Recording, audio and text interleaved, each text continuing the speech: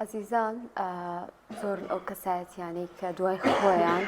هەندێک ئەزمموی جوان بەجێ دەهێڵن و دەبنە یادگاریە کە هەمیشە باسەکرێنەوە بۆ پێی کە لە قۆناغی ژیانی خۆیاندا کاریگەریەکی باشان بەجێهێشتەوە بێگومان ڕابوونی ئیسلامیش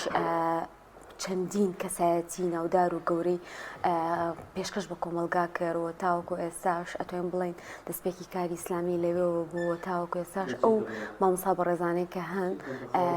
بەرهەمەکەیان پێگەیاندنی ئەو ئەندام و کادران کە لەم سەردەمیا و خزمەتێکی زۆر بە قورآانی پیرۆز و بە بڵاوکردنەوەی پیرۆزی ئیسلام دەدەن بگومان یەکێک لەو کەسایەتیانەش مامۆستا عەبدولقادر ساڵح بوو کە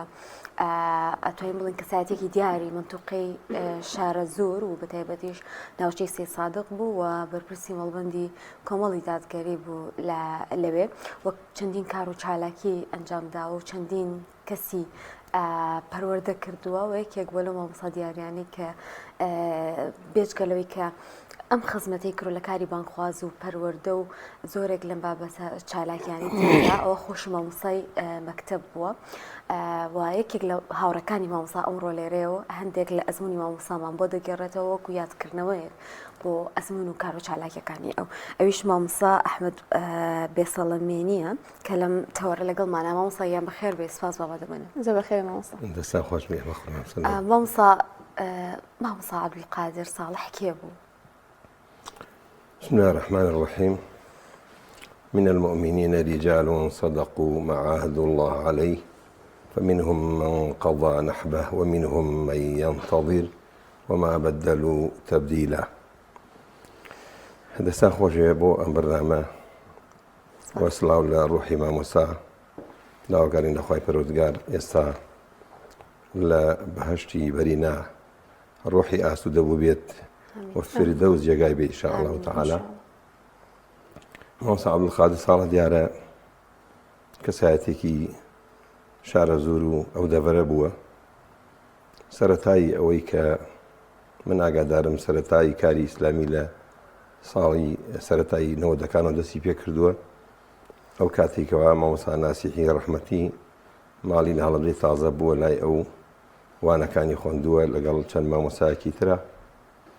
هەر لەو کاتەوە مامۆستا عەبدولقادر دەستی کردووە بە کاری ئیسلامی هەتا کاتی وەفاتی دیارە مامۆستا عەبدولقادر وەکو کەسێکی پەروەردەکار لە دوای ئەوەی کەوا علومە شەریعەکانی وەرگرتووە و دڵنیا بووە کە ئەم کاروانە خەڵکی پێویستە کەسی پێویستە بۆیە قۆڵی لێ هەڵماڵیوە هەر لە دوای ئەوەی کەوا هەر علومێکی شەرعی فێر بووە یەکسەر ڕاستەوخۆ بە قوتابیەکانی بە چوادەوری وتۆتۆ لە هەڵەبجەی تازە دیارە لە مامۆستا وەکو کەسایەتیەک وەکو کادیرێکی پێشکەوتی کاروانی ئیسلامی لە زۆر شوێنە برەوی بە بانگەواز داوە ئەوەی کە من بزانم لە هەڵەبجەی تازە لە دەربەنیخان و هەروەها لە هەڵەبجەی شەهید لە خوڕماڵ لە دوجار لە سێ سادق کە بەرپرسی مەڵبەند بووە لە هەموو ئەم شارانە مامۆستا قادر ئەسپی خۆی تاوداوە لەوەی کە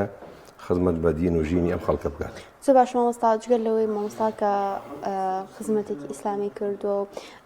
مامۆستای قوتابخانەش بووە لەگەڵیدا لە ڕووی ئەنجامدانی مامۆستایەتیەکەی لە قوتابخانەکاندا لەوە چی بۆ تۆ باس کردبێت چۆن توانیوێتی کە قوتابیەکانی پێ بگەیەنێت لەوێدا بەڵێ وەڵام مامۆستا پێش ئەوە مجاهیدێک بووە لێرە بێ ئاماژەی پێ بکەین لە سەرەتایی کاروانی ئیسلامیەوە ئەو کاتێکەوە بزوتنەوەی ئیسلامی کە چەکدار بوو تووشی شەڕێکی نابەرامبەر بوو لە ساڵی 92 مامۆستا عەبدولقادر خوای گەورە جەزا و پاداشی باتەوە لەگەڵ ئەوەی وەکو حیزب لەو چوارچێوە نەبووە لە ناو ڕێکخراوێکی ئیسلامی ترا بووە کە ڕاپەڕین بووە مامۆستا عەبدولقادر لەو کاتێکەوە مسلمانان تووشی ئەو مەشاکیل و ڕووبەڕووبوونەوە ئەبن مامۆستا قادر گوێی نەداوە بەوە ڕاستەوخۆ هاتوۆتە ناو ئەو کاروانە و جەنگی جیهاد و تێکۆشانی کردوتە شانی لەگەڵ برایانیان لە هەڵەبجەی تازە کە لەو پێناوەشا زۆر چەرمەسەری و دەردەسەری توش بووە چونکم دوایی خۆتان نەزانن لە ساڵی 93 کە بزوتنەوە تووشی نەکسەیەک بوو دیارە ئەو کەسانی کەوا بەشدار بوون لەو ڕوبڕووبوونانێکی لەوانە مامۆستا قادر بوو پاش ئەوە تووشی گرتن و ئەزیێدان و ناڕەحەتی ئەوانە بوو لە دوای ئەوە مامۆستا عەبدولقادر دیارە وەکو لە پێشەوە باسم کرد کە گرنگی بە پەروەردە داوە لە ساڵانی دواییە بوو بە مامۆستاش لەگەڵ ئەوەی کە مامۆستا عەبدولقادر ئەوەی کە من ئاگادارم بەرپرسیایەتی حیزبی هەبوو لە هەمان کاتە مامۆستای قوتابخانە بوو یعنی ئەم چوار شتەی کە من ئەزانم بە زیاتر تەرکیزی ئەکردۆ لەسەری ئەو ئۆرگانەی کەوا تیا کاری ئەکرد زۆر دڵسۆز بوو بۆی پاشان ئەو قوتابخانەی کەوا دەرزی تیا ئەوتۆ زۆر دڵسۆزانە هەوڵی ئەدا بە باشی پەیامی خۆی بگەێنێت وە کار و کەسابەتیش ئەوەش با لە یادمان نەچێت چونکم زۆر کەسەیە کاتێکەوە دەست ئەوە بۆ ئەوەی کەوا دەرس و دەور و خزمەتی ئیسلام و دینی مسلمانان بکە چاوەڕوانی ئەوەیە کەوا کەسێک یارمەتی بدا بەڵام مامۆستا عەبدولقادر بەیانی زوو هەڵئەسا ڕۆژ بۆ دەشت و دەرەکەی کە ئەو کاتە هەندێک زەرعات و ئەوانەی ئەکرد پاشان ئەهاتۆ بۆ قوتابخانەکەی لە دوای نیوەڕۆژ ڕۆژ بۆ مەڵبەند و بۆ ئەنجومەنەکەی لە هەر ئۆرگانێک وایە لەوێ دەوامی ئەکرد لە دوای ئەوەش کە ئەهاتۆ کە زۆر جار ئێمە ئەزانین حیاتی مامۆستا ئەزانین دایکی پیر بوو ئێستا شەرماوە دایکی خزمەتی دایکی ئەکرد یعنی شەوان جاری وا بوو من داوای ئەو ملەیە کرد کەوا بە سەردانێکی کۆمەڵایەتی بکەین یا چالاکیە بکەین بە شەوانە ئەو ئەی بەخوا ناتوانم لەمە زیاتر لەبەرەوەی کەوا من دایکشم یەکێک وەکو ئۆرگانێک وەکو کاری ئیسلامی چۆن سەیری بکەم ئاوە سەری دایکشمەکەم بەبێ خزمەتی بکەم زۆر باشە مامۆستا هاوڕێتی ئێوە لەگەڵ مامۆستا عەبدولقادر کەی دەستی پێ کرد و چۆن بوو؟ بەڵێ وڵای ئێمە لە بە حکمی ئەوەی مامۆستا عەبدولقادر لە هەڵەبجەی تازا بووە من سەرەتای ناسینی مامۆستا عەبدولقادر و تێکەڵبووم لەگەڵیا بۆ دوای 2000 ئەگەڕێتەوە چونکە منیش پێشتر لە سیروان و لە خوڕماڵ بووم دوای ئەوەی کەوا کاری ئیسلامیمان پێکەوە گرێدا لە هەڵەبجەی تازە بەرپرسی ئەنجومەنی گرت بۆ ئەستۆی خۆی چونکم پێش ئەوەی کەوا بەرپرسی مەڵبەند بێ بەرپرسی ئەنجومەن بوو لە قەزای شارەزور لەوێ کارەکانمان بە یەک و ئەنجامەدا و ڕۆژانە بە یەکۆ بین دیارە وەکو کەسێکی پەروەردەکار مامۆستا چەندوانەیەکی هەبوو لە ناو هەڵەبجەی تازا دەرزی عامی هەبوو لە گوندی قەرەگۆل کە شارەدەیەکی نزیک هەڵەبجەی تازەیە لەوێ بە هەمان شێوە دەرزی هەفتانەی هەبوو چالاکیەکانی لە ڕووی پەروەردەییوە زیاتر گرنگی پێدا بوو و مامۆستا عەبدولقادر یەکێک لەو بەرهەمانەی یا یەکێک لەوانەی کە زۆر خزمەتی کرد مەوزوعی خوشکان بوو من ئاگادارم لە هەڵەبجەی تازە لە خوڕماڵ لە هەڵەبجەی شەهید کاتێک کە پێش ئەوەی بێتە بەرپرسی مەڵبەند ئەندامی مەڵبەند بۆ بەشی خوشکانی گرت بۆ ئەستۆی خۆی خۆتان نەزانە خوشکان لە ناو کاری ڕێکخراوەوە یا دەورێکی باڵا ئەبینن بەڵام کەسێکیان ئەوێکەوە لە نزیکۆ لەگەڵیان نابێ کەسێکیان ئەوێکەوە خەمەکانیان جواب بداتەوە کەسێکیان ئەوێکەوە لەگەڵیان نابێ بۆ ئەوەی کەوا بتوانێت ئەوانش درێژە بە و کاروانی ئیسلامی و کاری بانگەوازە بدەن بۆیە مامۆستا عەبدولقادر لە هەر ئۆرگانێکا بوو ڕاستەوخۆ ئەوەشی ئەخرا و ئەستۆکەوە خزمەتی خوشکان و کاری ڕێکخراوەی خوشکان لەگەڵ ئەوانە گرێدا بۆی کەوا ئەزانین ئێمە کۆمەڵگا چەندێک پیا و لە کاری ئیسلامیە ئیشەکان خوشکانیش بە هەمان شێوە بۆیە مامۆستا عەبدولقادر زۆر گرنگی بۆ بوارشەدا زۆر باش مامۆستا پەیوەندی کۆمەڵایەتی مامۆستا عەبدولقادر چۆن بووە وەکوی کە تۆ تێکەڵاو بووی لەگەڵ یا پەیوەندی لەگەڵ خەڵکیدا لەگەڵ خزمان و دۆستاندا چۆن بووە؟ وەڵای ئێستا ئێمە کاتێکەوە دوای وەفاتی ئەو خەڵکە بینین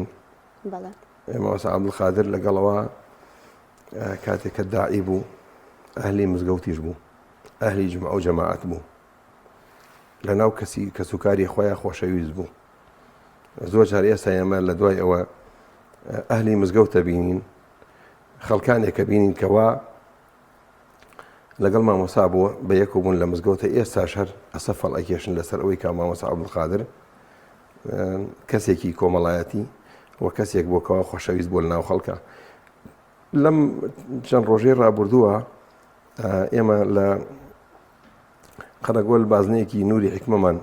ئیعلان کرد. لەوێ پیاوێک هات دیارە والله ئەعلەم ماڵی لە عەربەتە یا سلێمانیە، بەڵام پێشتر مامۆسا عەبدولقادر بە حوکمی ئەوەی کە مامۆسا بوو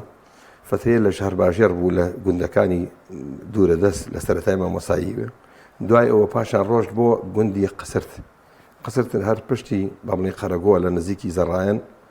لەوێ مامۆسا بوو. تێکەڵاوی لەگەڵ خەڵکا زۆر تێکەڵاوێکی ینی جۆشدرا و تێکەڵاوێکی بەهێز بوو. بۆیە کەسێک لەو مەجلیسە دانیشتین لەگەڵیا دیارە پیاوێکی ئاو بەتەمەن بوو، بەوەی نەزانی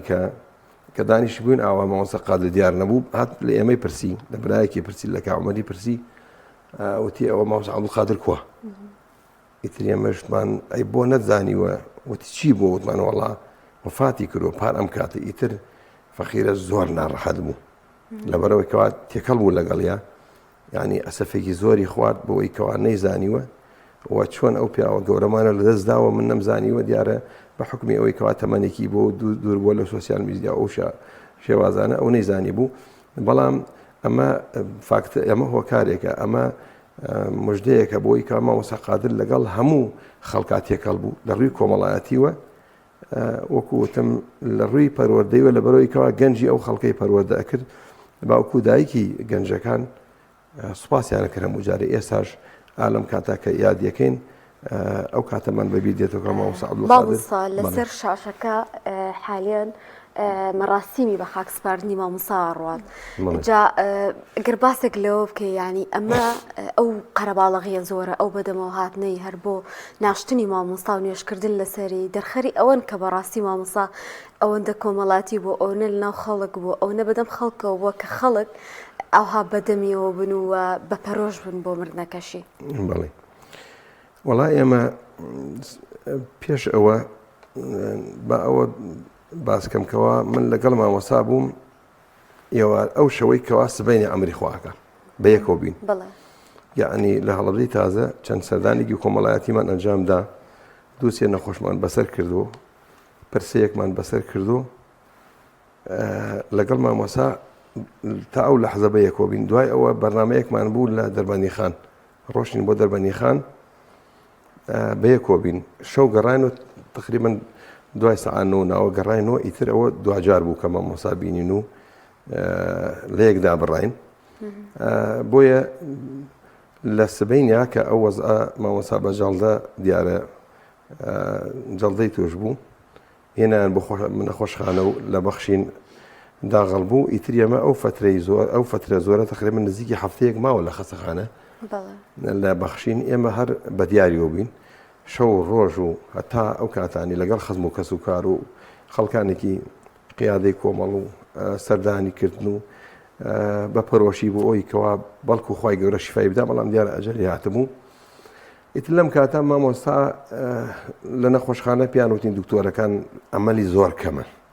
لەبەرەی کەوا مێشکی وەساوە، بەڵێ دڵی ئیشەکات بەڵام مێشکی وەساوە. ئیتر ئەمە وەکو ڕەفیقەکانی وەکو نزیکەکانی کە نەمان دەهێشت کەس و کارەکەی خۆی خێزانی و کوڕەکانی و کچەکانی بزان و لەگەڵ براکانیە، یعنی ئەوەمان ئەزانی مەگەر خی پەرۆردگار زینووی کات و ئەنا مردووە. بۆیە هەر سێ ڕۆژ پێشی ئەوەی کەوا مامۆسا وفات بکە یا زیاتر لە سێ ڕۆژ ئێمە دەستمان کرد بە بەرنامەدانان بۆ ئەوی کەوا بەرنامێکی بۆ دانین هەر بەڕێکردنی ئەگەر وتمان ئەگەر خی پەرۆردگار کردی زینوو بووی ئەڵێن ئەمە لافیتەکانی تۆیە بۆمان نووسیت و ئەوەتە ئەلحەمدولیلا زینوو بیت و کۆچی دواییشی کرد با ئێمە ئامادەکاری بکەین. بۆی ئامادەکارێکی چاکمان کرد لەو ڕووە لەگەڵ برایانە لەگەڵ بەیان و خوشکانە لەگەڵ قیادا لەگەڵ هەمومان بۆ یەکێکەوە بەرنمەیەکمان داناکەوە ئەم کەسایەتیە کاتێکەوە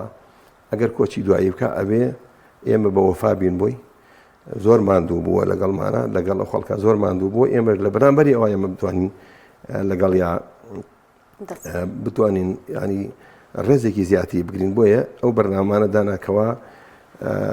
شێوازی ناشنەکەی لەکوێ بێ تازیەکەی لەکوێ پێ پرسەکەی لێ بێ چۆن بە چ شێوازێ بێ الحەمدولله هەر لە بێ برایانی قیادەوە و لە ئەڵگەرەکانی ترۆ لە چواردەوری باڵین لە هەموو کوردستانە و خەڵکی دەڤەرەکە کەوا خزم و کەسوکاری خۆی و خەڵکێکەوە ڕۆژێک لە ڕۆژان لەگەڵ مامۆسا بووە هەر لە ناشنەکەیە ئامادەی سەر قەبران و پرسەکەی ئەتوانم بڵێم نازانم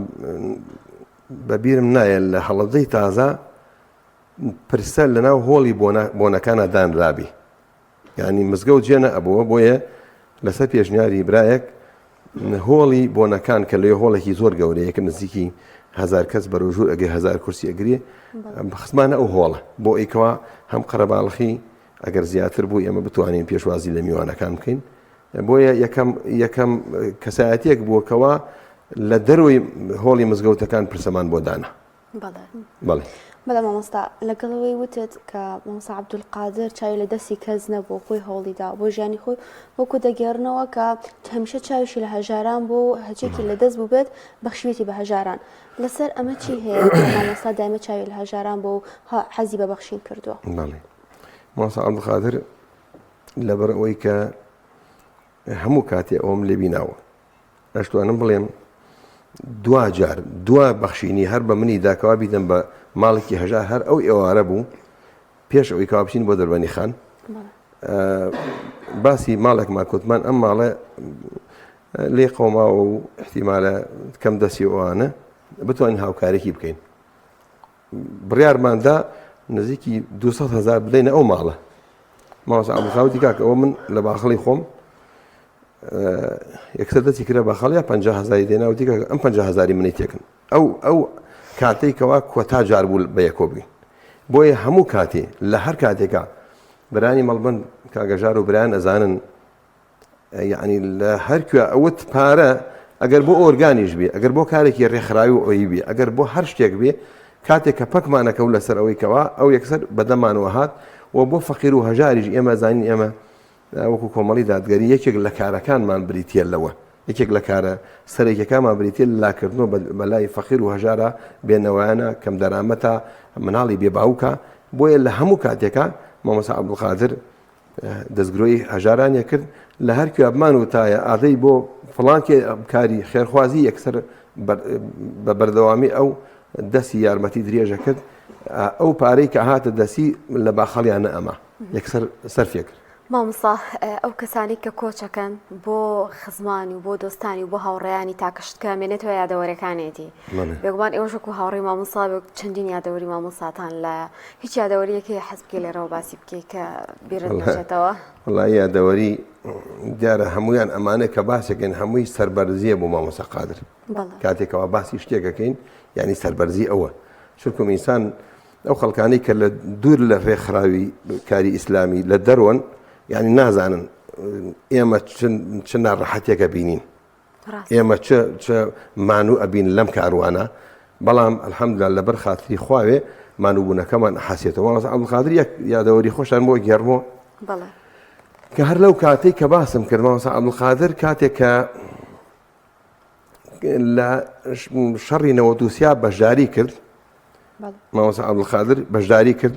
دوای ئەوە نەکسە بەسەر بزوتنەوە هات هەموو ئەو خەڵکانە ئەگیران کە بەشداریان کردو نەئەکرا هەموو ئەو خەڵکە بداتە ئەو شاخە یا دەرفەت نەبوو کۆچ بکەین و بڕۆین بۆیە خەڵکی لە ماڵەکانە لە شوێنەکانە خۆی حەشاردا یەکێک لەوانە مامۆستا قادر لە ماڵێکە خۆی حەشاردا ئەو کاتە بە بەردەوامی دەستگا ئەمنیەکان چاودێری ئەو شوێنەیانە کردو کەوا بزانین لەکوێیە ئەم پیاوە بدۆزین و چونکە بە دوایە ئەگەڕان ئازانی یەک بۆ لەو کەسانێکەوە بەشداری کردووانە بۆیە ئەو برایشکەوە سەرپەرشتی مامۆستا قادری ئەکرد بۆی کە مامۆستا قادر نەگیریە بۆ مامۆستا قادر لەو شوێنە بمێنێت و هەتا وەز ئاسایە بێت و یا دەرەچی ئەڕوا بۆ شوێنێک بۆ شاخ بۆ شوێنێک لەو ماڵا مابووە لەو شوێنە مابووە دوای ئەوە پیان زانی بوو کەوا احتیمالی زۆرێ لە ماڵایە بێن بیگرن ئەو برایە چی کرد بوو کە نازانم حەزەکە نایب بەم یان ناوی نەبم چی کرد بوو ئەستا بوو چۆن مامۆستا قادر لەم ماڵە دەرکە بۆیە بە بەردەوامی شەو ڕۆژ چاودێری ئەو ماڵە کرا بوو احتیمال لەم دەورا بێت و بەڵام نازان لە چ ماڵێکایەوەوان مامۆستا عەبدولقادریان چۆن دەرکرد بوو لەو ماڵە هەستا بوو ئەو برایە ئەو کاتە عەرەبانە بوو ئەم عەرەبانەی ئاسنە نەبوو عەرەبانەیەکی تەختە بوو ناوەکەشی بۆش بوو شتێک کرد یا خەڵ نۆکا و شتێ فرۆشت نۆکا قاپ و غاز و شتەکەی خستە ئێوە ئاوەها هەستا بوو فەردەیە گەرمی خستۆبان عەرەبانێکی وە هێنابووی بۆ ماڵە بۆی کاوا بڵێن ئەم گەرمەی هێناوە بۆ ماڵە بەدی بۆ حەوشەکە دوای ئەوە مامۆستا عەبدولقادر هاتبووە ناو عەرەبانەکە بەڵێ لە ناو عەرەبانەکە بۆ ئەیکەوە لەو شوێنە دەریکاوە برایە هەم عەمەلەیەکی زیرەکانە بوو هەم مامۆستا قادر لەو شوێنە دەرکرد بوو بۆی مامۆستا قادر لەو شوێنە بەو ناڕەحەتیە بەو شێوازە لەو ماڵە دەرچوو بردویان بۆ ماڵێکی تر بۆ ئەیکەوە نەگیرێت زۆر یادەوەری تریشەیەکەوە لەگەڵ مامۆستا پێکەوە بین کە ئێستا دەرفەتی گەڕانوە نییە بەڵام خوای پەروەردگار لێ خۆش بێت هەمووی گیانی هەر یادەوەری بوو بە تایبەتی لەگەڵ منە کە زۆر سەحبەت و شتمانە کرد لەگەڵ ئەوەی کە پێکەوە بین هەموو جارێک ئەو قسانەی کە منم کرد ئەی عادەی دووبارەی کەرەوەم یعنی لەوە چێ قسەیەت 50 جار بۆم گێڕایەوە ئەو هەیو هەردوو عادەی دووبارەی کەرەوە بەخوا من حەزەکەم ئەو قسەی تۆ دووبارە بێتەوە ئەمانە ئەوش لە مەکتەبەکەی خۆیان بە سەحبەت و ئەیوت وەڵا لەگەڵ ئەو مامۆسانە ئەوەنم ئەم قسەی تۆ گێڕاوە و ئیسا ئەوانش لەبەریان کردو بۆ شێوازە خۆش مامۆستا ینی بەڕاستی ئەگەر بەرنمەیەکی ساعتیش بێت ناتوانین هەموو ئەزمموی ئەم مامۆستا گەورانە باس بکەین کاتێکی ئێمەش بە کۆتایی هات دەسەکانە خۆش بە زۆر خۆی گەورە سەبووری خانەوادی و هاوڕێیانی بات و خۆی گەورە لێ خۆش بێت ئینشەڵا جێگای بەهەشتە بێت لە ئەزمموی ئەومان باس کرده بەڵا دەست خۆش بە زۆر سپاس بۆ مامۆستا ئەحمەد بەسەڵمانی هاوڕێی مامۆستای کۆچ کرد و مامۆستا عەبدولقادر ساڵح زۆر سپاس دەکەم مامۆستا لەسەر خۆش بێت